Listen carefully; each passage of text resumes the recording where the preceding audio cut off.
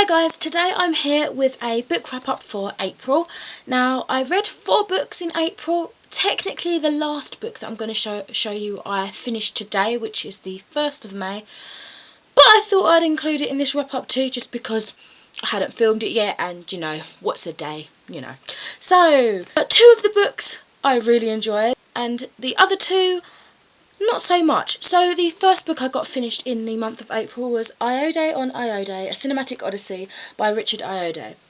Now I have a whole review that I have not yet uploaded, but I will put the link down below when it is uploaded, on my thoughts for this. But I really enjoyed this. This was one of the books that I really liked, and as I said, if you watch the video when I upload it, you'll see how I feel about it. The second book I read was Sally Green's Half Wild, which is the second in the Half Bad trilogy.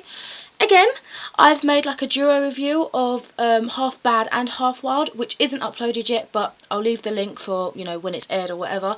But again, I really enjoyed this. It's following Nathan, and it's just basically continuing his story. Watch that, all will be revealed. You can sit through that. It's kind of a lengthy one, so yeah, I'll post the link when that's uploaded. Now the third book was one of the 2 books that I didn't entirely enjoy. And by the way, I have my Goodreads link down below, so you can just look at my read books to see like my written reviews of them if you fancy that. But yeah, the third book I read was Forsaken the Demon Trappers by Yana Oliver, I think that's how you pronounce it. So this is about a young girl, a female protagonist called Riley. I think she's maybe like 16 or 17. Basically, she wants to follow her father's footsteps and become a demon trapper, which is different to the demon hunters that everyone's obsessed with because they have a TV show. But they trap the demons and then they sell them off to the church and, you know, get money for that or whatever. It is a tough job, but it needs to be done. So, as I said, we're following Riley, who wants to be this. She wants to become a demon trapper, and she goes through a lot of trials and tribulations with relationships with her father and just her home life as well as her school life. She doesn't want everyone to know at school that she's a demon trapper because of the kind of attention it draws. But yeah, I just found this to be a really weird setting. I wasn't too sure on whether it was the present day, futuristic. I wasn't too sure, although it does specify in the beginning that it is set in 2018, but I just didn't, like, that didn't stay in my mind. Anyway, I just struggled with it a little bit. There were some points that I really enjoyed and other points I didn't enjoy too much, but I gave it 2 stars, and if you want to know any more about that, I've linked my written review down below too. The last book I read and just finished is A Flight for Life by E.J. Todd, I believe I've said that name right. This is what it looks like.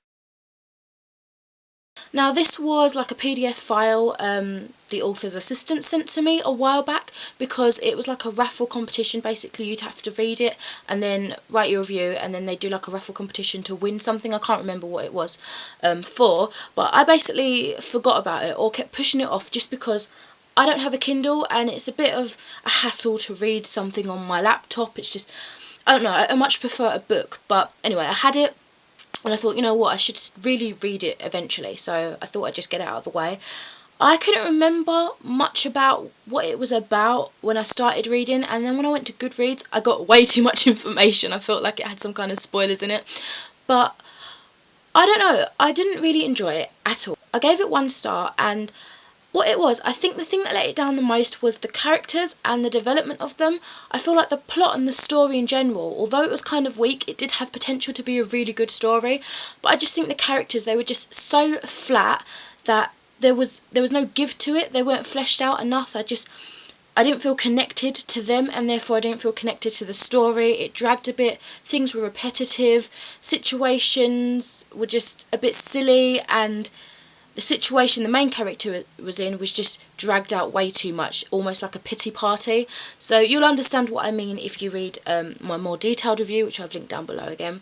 But yeah, I just really didn't enjoy that too much. Anyway, that was super cool.